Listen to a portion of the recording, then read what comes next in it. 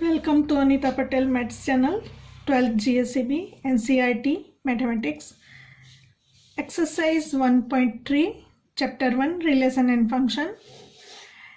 पहलो एग्जाम्पल, जो f from ગણમાં 1 3 4 to ગણમાં 1 to 5, g फ्रॉम ગણમાં 1 to 5 to ગણમાં 1 3, f અને g બંને ક્રમયુક્ત જોડોના ગણ તરીકે આપેલ વિધેય હોય તો g નોટ f શોધો.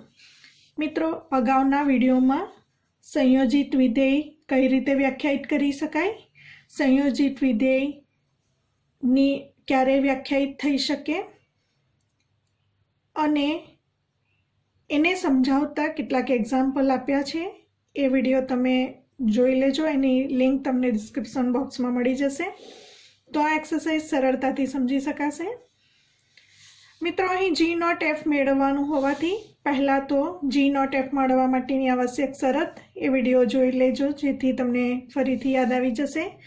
જી નોટ એફ ક્યારે મળે? Range of f is a subset of domain of g હોય ત્યારે જી નોટ એફ મળે. અને જી નોટ એફ ક્યાંથી ક્યાંનું વિધેય મળે એની ચર્ચા પણ અગાઉના વિડીયોમાં આપણે કરી. તો અહીં આપણે પહેલાં એફ અને જી વિધેય માટે લખી શકીએ. F of 1 is equal two 2,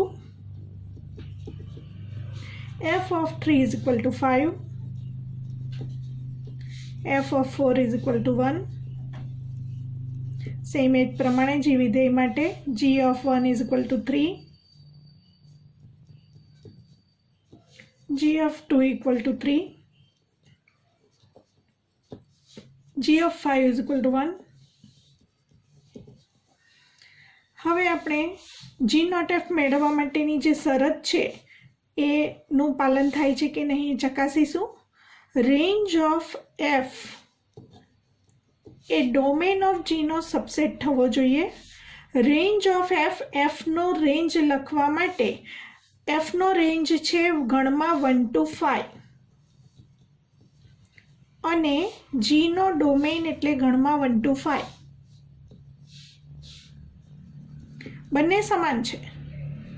એટલે કે range of f is a subset or equal to domain of જીનું પાલન થતું હોવાથી જી નોટ એફ મળે. હવે જી નોટ એફ ક્યાંથી ક્યાંનું વિધેય મળે એ સમજીએ આપણે. એફનો પ્રદેશ લખવાનો અને જીનો સહપ્રદેશ લખવાનો. એફનો પ્રદેશ છે ગણમાં 1 3 4 અને જીનો સહપ્રદેશ ગણમાં 1 3 મળે. હવે જી નોટ એફ વિધેય મેળવવા માટે પ્રદેશમાં આવેલા તમામ ઘટકો વિધેયમાં મૂકીશું. G not f of 1, g not f of 3 અને જી નોટ એફ ઓફ 4 મેળવીશું.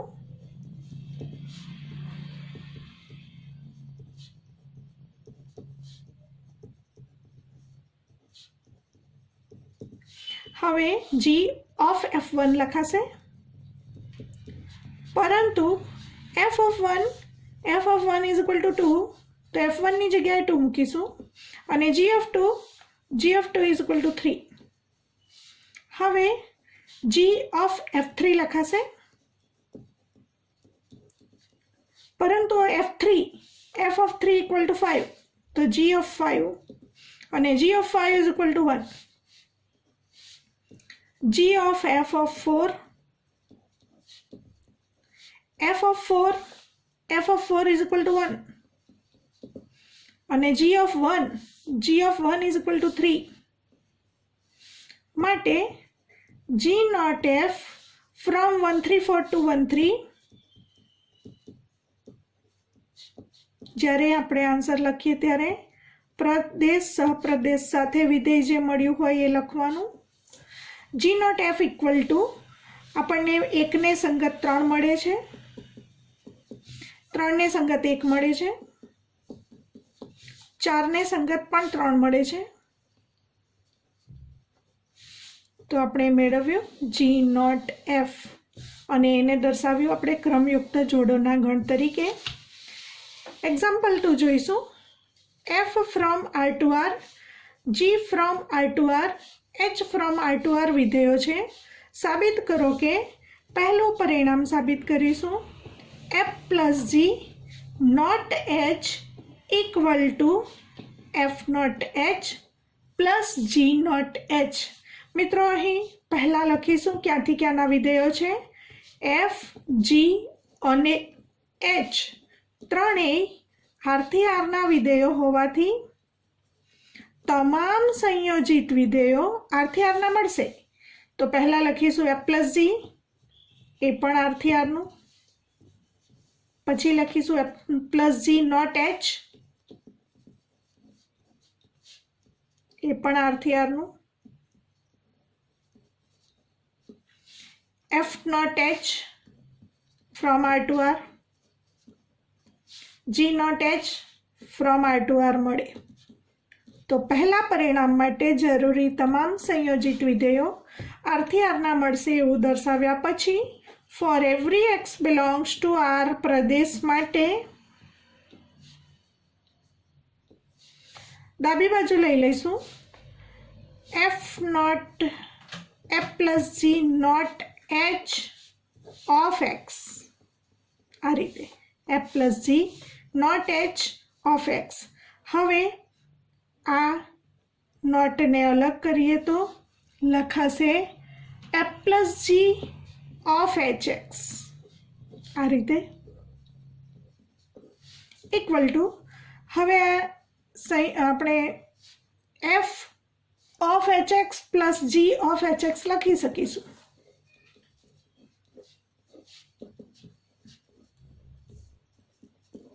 તો આ થયું જમણી બાજુ.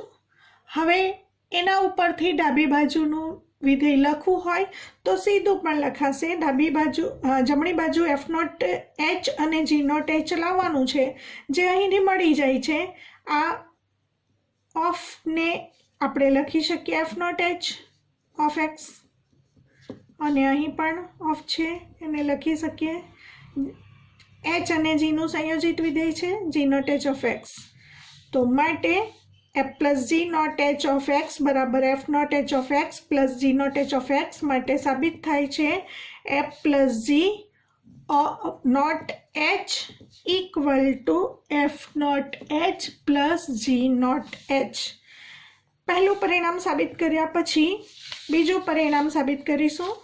બીજું પરિણામ છે એફ જી નોટ એચ બરાબર f not h not g not h. હવે એને માટે પણ ક્યાંથી ક્યાંના વિધેયો છે. એફ, જી અને એચ તમામ આરથી આરના વિધેયો હોવાથી એફ જી એફ ઇન્ટુ જી એ પણ આરથી આરનું વિધેય મળશે. એફ જી નોટ એચ સંયોજિત વિધેય આરથી આરનું મળશે. એફ નોટ એચ પણ આરથી આરનું મળશે. જી નોટ એચ પણ આરથી આરનું વિધેય મળશે. તમામ સંયોજિત વિધેયો આપણને આરથી આરના મળશે. હવે for every x belongs to r માટે પ્રદેશ ગણ આર હોવાને કારણે f g not h of x, f g not h of x બરાબર આપણે લખીશું એફ જી, આ નોટને બદલે ઓફ એચ એક્સ. હવે આને આપણે આમ પણ લખી શકીશું f of h x into g of h x. F of h x into g of h x. પરંતુ એફ ઓફ એચ એક્સ એટલે f not h of x અને જી ઓફ એચ એક્સ એટલે g not h of x. માટે f g not h આપણે બતાવ્યું f g not h બરાબર f not h into g not h. Example 3 g not f અને f not જી શોધો. પહેલું પરિણામ એફ એક્સ બરાબર મોડ એક્સ અને જી એક્સ બરાબર મોડ 5x - 2. હવે મિત્રો અહીં એફ અને જી ક્યાંથી ક્યાંના વિધેયો છે એ આપેલ ન હોય ત્યારે એફ નોટ જી અને જી નોટ એફ ક્યાંથી ક્યાંના વિધેયો મળશે એ લખવાની જરૂર નથી, સીધું આપણે જી નોટ એફ અને એફ નોટ જી મેળવી લઈશું. તો પહેલાં મેળવીશું જી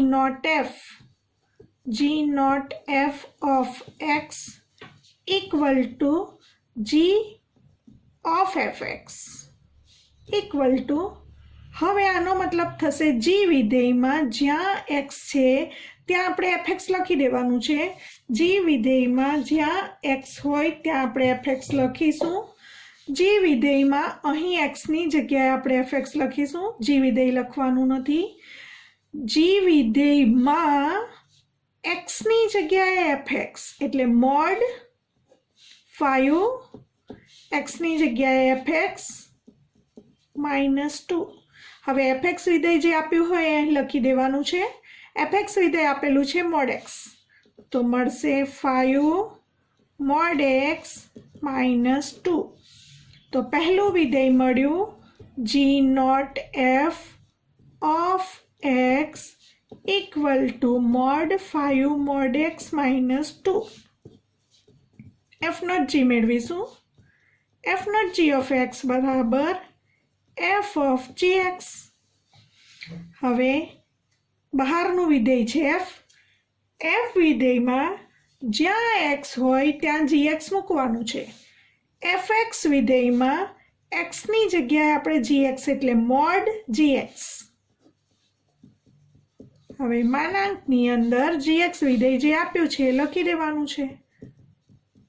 તો ડબલ વખત માનાંક લખવાનો કોઈ મતલબ નથી મિત્રો, માટે f not g of x આપણને મળશે આ રીતે અને g not f of x આ રીતે મળ્યું. સેમ એ જ પ્રમાણે બીજો દાખલો જોઈ લઈશું. બીજું પરિણામ આપેલ છે એફ એક્સ બરાબર 8x³ જી એક્સ બરાબર x⁻⁻⁻. હવે આપણે પહેલું પરિણામ જી નોટ એફ ઓફ એક્સ મેળવીએ. જી ઓફ એફ એક્સ લખાશે. બહારનું વિધેય જી વિધેયમાં જ્યાં એક્સ છે ત્યાં એફ એક્સ મૂકવાનું છે. જી વિધેયમાં એક્સની જગ્યાએ એફ એક્સ મૂકીશું મોડ 5 એફ એક્સ -2. સોરી મિત્રો, બીજો દાખલો ગણીએ છીએ. જી વિધેયમાં એક્સની જગ્યાએ એફ એક્સ મૂકવાનું છે એટલે એફ એક્સ આખાનો 1/3. હવે એફ એક્સ વિધેય જે આપ્યું છે એ લખી દઈશું. એફ એક્સ છે મોડ એક્સ આખાનો 1/3. તો આ મળશે આપણને g not f of x equal to mod x⁻⁻. મેળવીશું f not g of x equal two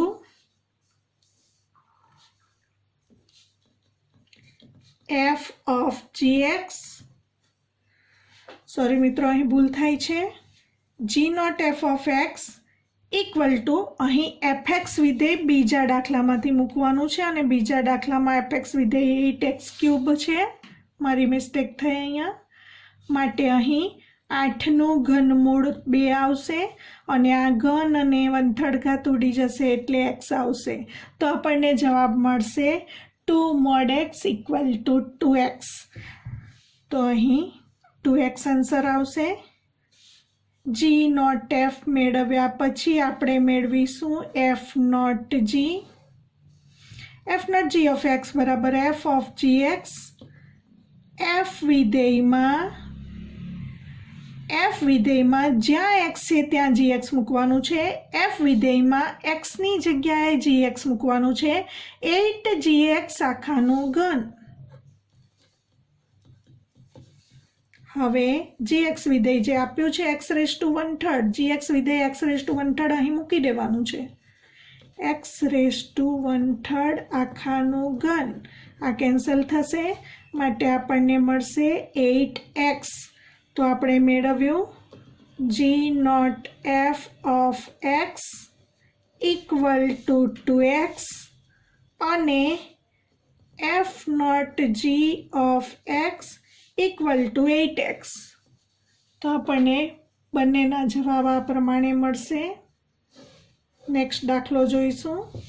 चौथो एक्जाम्पल, जो fx बराबर 4x प्लस 3 छेदमा 6x minus 4 x is not equal to 2/3, तो साबित करो कि f not f of x equal to x तथा f नो प्रतिविधेय शुं थशे। हवे f विधेय क्यांथी क्यानुं छे एवुं आपेलुं न होय त्यारे एनो उल्लेख कर्या वगर सीधुं ज जे संयोजित विधेय शोधवानुं कह्युं होय ए शोधीशुं। અહીં માત્ર શરત આપેલ છે x is not equal to 2/3 એ શરત દર્શાવીશું। તો માટે f not f of x માટે પણ માત્ર આ જ શરત લાગુ પડશે।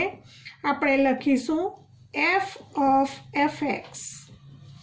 હવે f વિધેયમાં જ્યાં x છે ત્યાં fx, f વિધેયમાં અહીં પણ x છે અહીં પણ x છે, બંને x ની જગ્યાએ આપણે fx લખવાનું છે।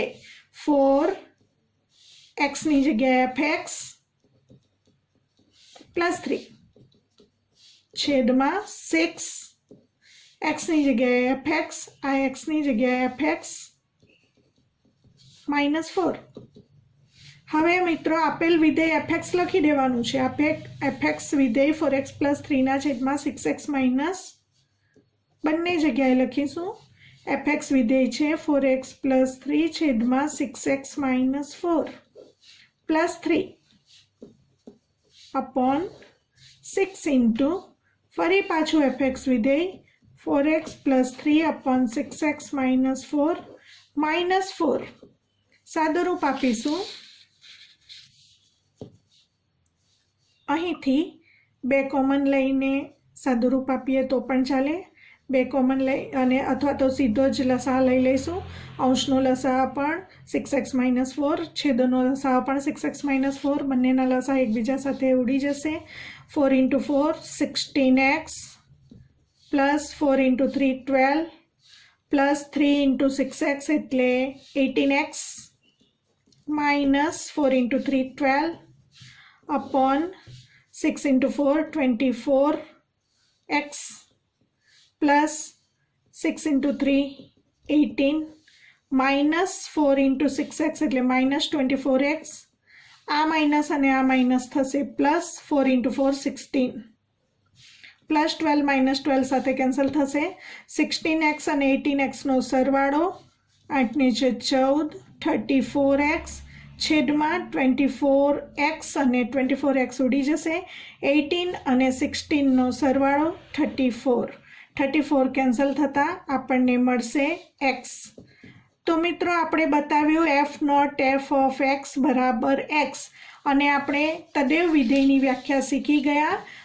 ફરીથી યાદ કરી લઈએ, અગાઉના વિડીયોમાં તમે રિવિઝન કરી શકો। IA from A to A, IA x बराबर x for every x belongs to A होय तो आने गण A परનું તદેવ વિધેય કહે છે। તો મિત્રો અહીં પણ આપણને f not f of x બરાબર x મળે છે, જ્યાં વિધેય સપ્રદેશ નથી આપેલા પરંતુ શરત આપેલી છે x is not equal to 2/3 માટે આપણે લખી શકીશું f નોટ f તદેવ વિધેય હોવાથી। જ્યારે મિત્રો f નોટ f તદેવ વિધેય હોય તો f નું પ્રતિવિધેય f પોતે જ મળે। તો માટે f નું પ્રતિવિધેય f પોતે મળે। એક્ઝામ્પલ નંબર 5, નીચે આપેલા વિધેય માટે ચકાસો કે પ્રતિવિધેયનું અસ્તિત્વ છે કે નહીં। જો પ્રતિવિધેયનું અસ્તિત્વ હોય તો તે શોધો। મિત્રો અગાઉ આપણે શીખી ગયા કે જો વિધેય f એક અને વ્યાપ્ત હોય તો જ તેનું પ્રતિવિધેય મળે। અને જો વિધેયનું પ્રતિવિધેય અસ્તિત્વ ધરાવે તો તે અનન્ય જ હોય એવું પણ આપણે શીખી ગયા. તો પ્રતિવિધેયનું અસ્તિત્વ છે કે નહીં તે બતાવવા માટે આપણે પહેલા બતાવવું પડશે આપેલ વિધેય એકક અને વ્યાપ્ત છે કે કેમ. પહેલું લઈશું f બરાબર ગણમાં 1 2 3 4 2 ગણમાં 10 અને f વિધેય આપેલ છે 1 10 2 10 3 10 4 10. તો મિત્રો અહીં પ્રદેશ ગણમાં 1 2 3 4, સહપ્રદેશ ગણમાં 10. હવે એકને સંગત 10, બેને સંગત પણ 10, ત્રણને સંગત પણ 10, ચારને સંગત પણ 10 માટે અહીં f(1) = 10, f(2) = 10, f(3) = 10, f(4) = 10 હોવાથી જે પ્રતિબિંબ છે એનું પુનરાવર્તન થાય છે માટે f એકક નથી એવું આપણે કહીશું. માટે f અનેક વિધેય છે એટલે કે એકક નથી. અને f જો એકક વિધેય ન હોય તો પ્રતિવિધેય અસ્તિત્વ ન ધરાવે. તો માટે f એકક વિધેય નથી. માટે f ઇન્વર્સનું અસ્તિત્વ નથી. કારણ કે f ઇન્વર્સ મેળવવા માટે f એકક પણ હોવું જોઈએ અને વ્યાપ્ત પણ હોવું જોઈએ. બીજો એક્ઝામ્પલ લઈશું. g ફ્રોમ ગણમાં 5 6 7 8 2 ગણમાં 1 2 3 4 g = 5 4 6 3 7 4 8 2. તો અહીં g આ પ્રદેશ ગણ છે, આ સહપ્રદેશ ગણ છે અને લખી શકીએ g(5) = 4, g(6) = 3, g(7) = 4, g(8) = 2.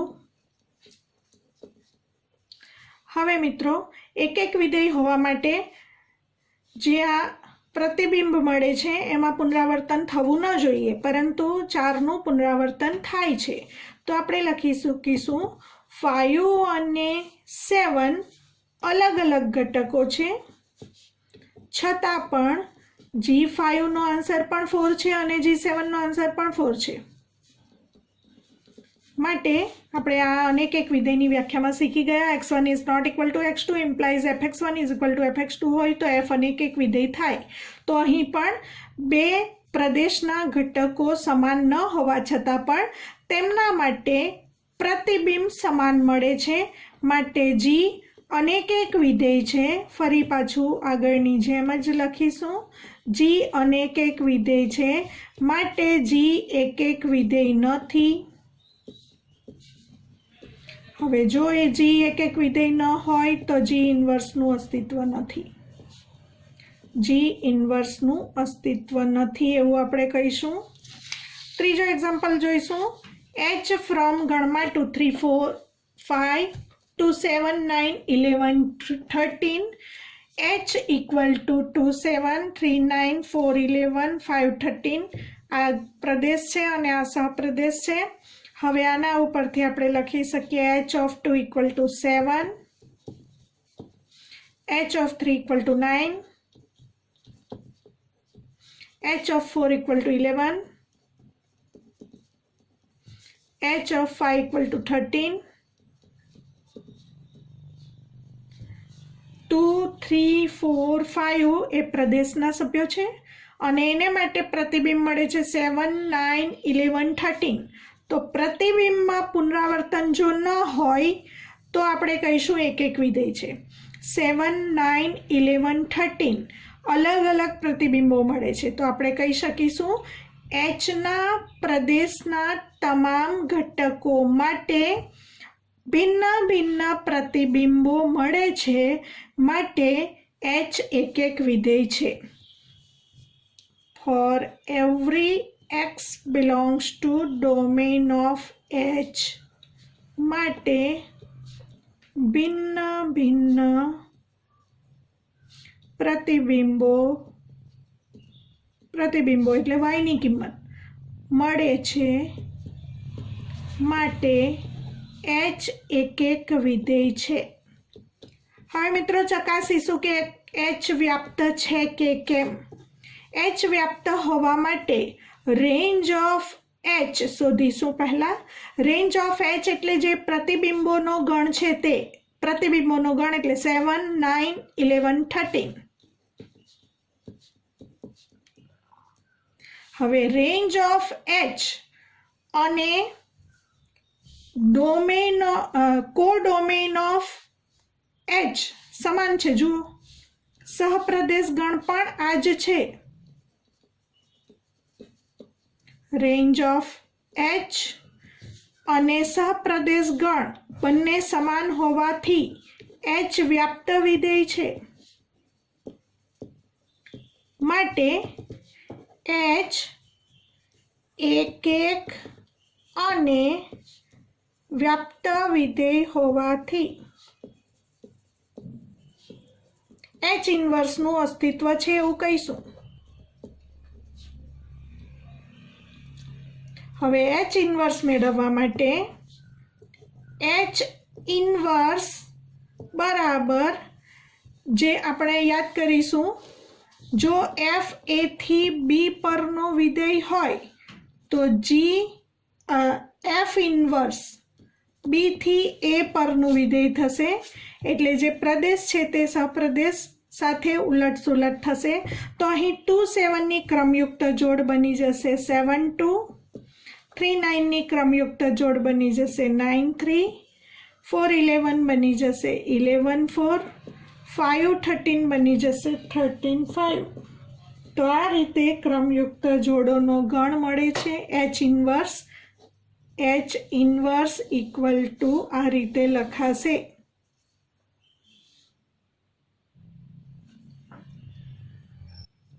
છઠ્ઠો એક્ઝામ્પલ, સાબિત કરો કે f ફ્રોમ સંવૃત્ત -1 to 1 થી r fx is equal two x upon x plus 2 એક એક વિધેય છે તથા f ફ્રોમ સંવૃત્ત -1 to 1 થી r નો પ્રતિવિધેય શોધો।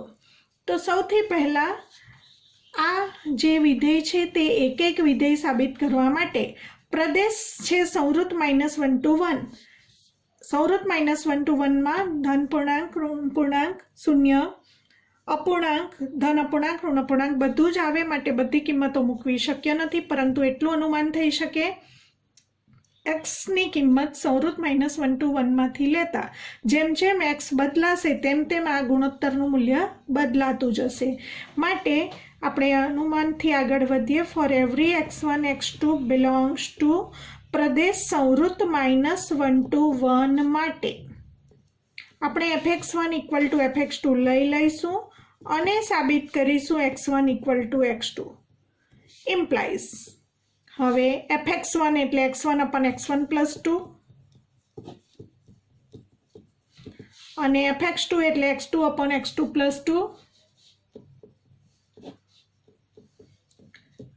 ક્રોસ ગુણાકાર કરીશું x1 x2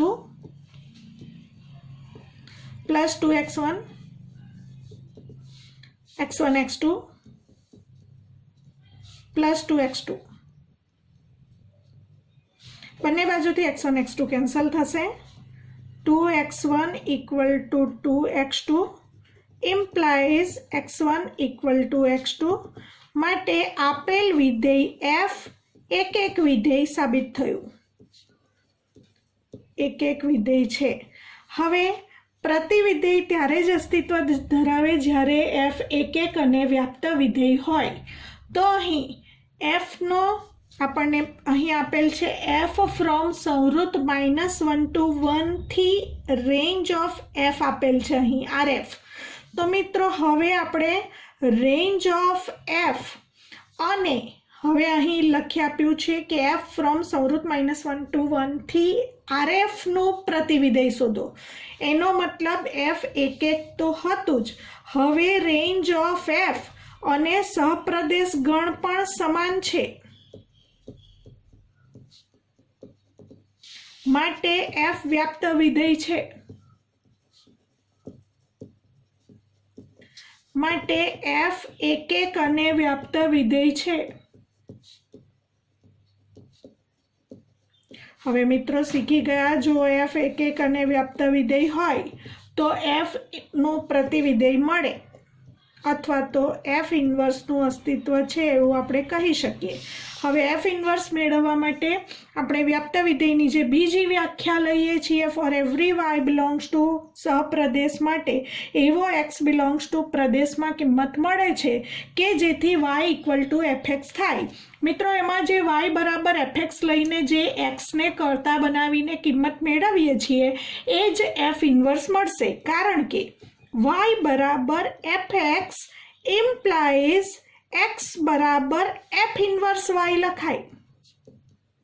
તો આ જે x કરતા બનશે તે જ આપણું પ્રતિવિધેય થશે. તો આપણે y બરાબર fx માં fx મૂકી દઈશું અને x ને કરતા બનાવીને x ની કિંમત શોધીશું.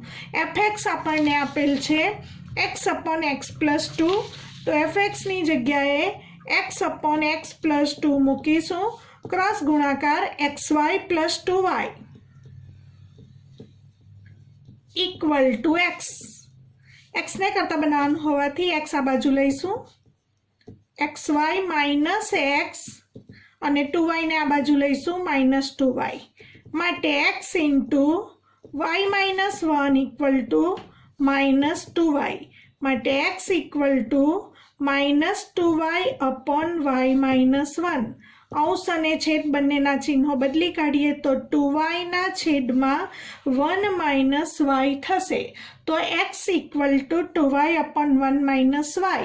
હવે જો y બરાબર fx લઈએ તો આપણને જે x મળ્યું તે f ઇન્વર્સ y બરાબર થશે. તો આપણને y માં પ્રતિવિધેય મળે છે, એનું રૂપાંતર આપણે x માં કરીશું. માટે એફ ઇન્વર્સ જ્યારે લખીએ ત્યારે પ્રદેશ અને સહપ્રદેશ ઉલટ સુલટ લખવાના, એટલે RF ટુ સંવૃત્ત -1 to 1, RF ટુ સંવૃત્ત -1 to 1. અને હવે y ને બદલે x માં આપણે f ઇન્વર્સ x લખવું હોય તો y ની જગ્યાએ x લખી દઈશું, f inverse x equal to 2x upon 1 minus x.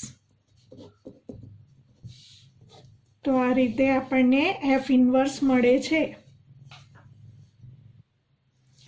જો f from r to r fx equal to 4x plus 3, તો સાબિત કરો કે f વ્યસ્ત સંપન્ન વિધેય છે અને f નું પ્રતિવિધેય શોધો. મિત્રો f નું પ્રતિવિધેય ત્યારે જ મળશે જ્યારે f એકક અને વ્યાપ્ત વિધેય હશે ત્યારે. તો આપણે પહેલા બતાવીશું f એકક છે કે કેમ. f from r to r fx બરાબર 4x પ્લસ 3. મિત્રો આપણે એક નોંધ કરી હતી અગાઉના વિડીયોમાં કે વિધેય જ્યારે સુરેખ વિધેય હોય ત્યારે r ઉપર, જ્યારે પ્રદેશ ગણ r હોય ત્યારે સુરેખ વિધેય r માં એકક પણ છે અને વ્યાપ્ત પણ છે જ.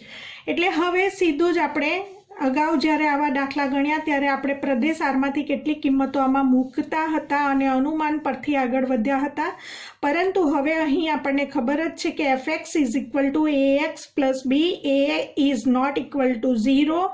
આર પરનું સુરેખ વિધેય હોવાથી એકક પણ છે અને વ્યાપ્ત પણ છે જ.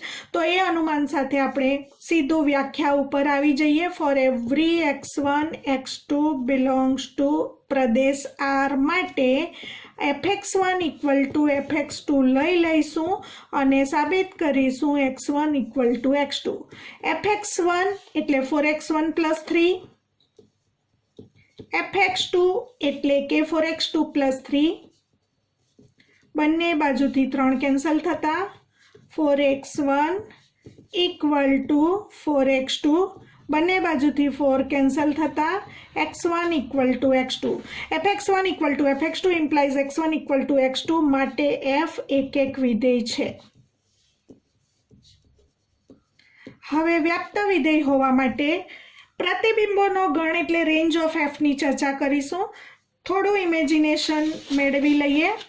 x r માં છે તો 4x પણ r માં છે, તો 4x પ્લસ 3 પણ r માં છે, માટે 4x plus 3 belongs to r હોવાથી રેન્જ ઓફ f આપણને r મળશે. તો આ રીતે ટૂંકમાં આપણે ઉલ્લેખ કરી શકીએ x belongs to Pradesh r હોવાથી 4x plus 3 implies 4x belongs to R implies 4x plus 3 belongs to R implies range of F R મળે છે અને સહપ્રદેશ ગણ પણ R છે.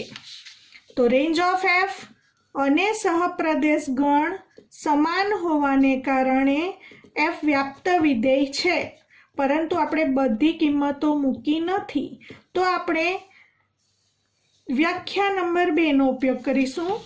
આપણે યાદ કરી લઈશું વ્યાખ્યાનો ફરમો. For every y belongs to R સહપ્રદેશ માટે એવો x belongs to R પ્રદેશ ગણમાં ઘટક મળે છે કે જેથી fx બરાબર y નું જો પાલન થાય તો f એક વ્યાપ્ત વિધેય કહેવાશે. તો પહેલા આપણે લખીશું ધારો કે fx is equal to y, એના ઉપરથી x ને કરતા બનાવી દઈશું.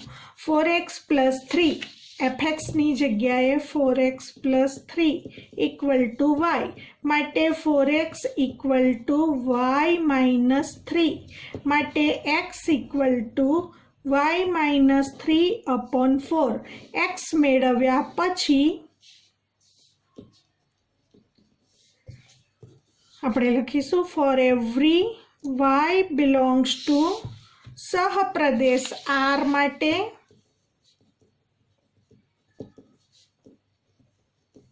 એવો x આપણે મેળવ્યો, y બરાબર fx પરથી x મેળવ્યો, y minus 3/4 belongs to R પ્રદેશ મળે છે. સાબિત કરીને બતાવીશું કે જેથી fx બરાબર y નું પાલન થાય છે. હવે f વિધેયમાં x આપણે જે મેળવ્યો એ મૂકીશું y minus 3/4. આનો મતલબ f વિધેયમાં જ્યાં x છે ત્યાં આપણે y minus 3/4 મૂકીશું. 4x ની જગ્યાએ y minus 3/4 મૂકવાનું પ્લસ 3. 4 into x ની જગ્યાએ y minus 3/4. 4 4 કેન્સલ થશે, બાકી રહ્યું y minus 3 plus 3. 3 કેન્સલ થતા ઇક્વલ ટુ y સાબિત થાય છે. માટે f એક અને વ્યાપ્ત વિધેય છે, વ્યાપ્ત સાબિત થયું. માટે f ઇન્વર્સનું અસ્તિત્વ છે. માટે f વ્યસ્ત સંપન્ન વિધેય છે એવો પહેલો ભાગ સાબિત થયો. વ્યસ્ત સંપન્ન વિધેય છે. હવે આપણે f ઇન્વર્સ મેળવવા માટે ફરી પાછું y બરાબર fx implies x બરાબર f ઇન્વર્સ y નો ઉપયોગ કરીશું અને જે x કરતા મેળવ્યો છે x બરાબર y minus 3/4, તો x equal to y minus 3/4 એ જ આપણું પ્રતિવિધેય y માં મળશે. હવે આપણે f ઇન્વર્સ લખતી વખતે પ્રદેશ અને સપ્રદેશ ઉલટ સુલટ લખવાના, પરંતુ અહીં બંને r હોવાથી ફરક પડશે નહીં. f inverse from r to r. હવે આપણે ચલ x માં સામાન્ય રીતે લખીએ છીએ એટલે જ્યાં જ્યાં y છે આમાં ત્યાં x મૂકી દઈશું. f inverse x equal to x minus 3/4. તો આ રીતે આપણને f ઇન્વર્સ મળે છે. મિત્રો નેક્સ્ટ વિડીયોમાં મળીશું.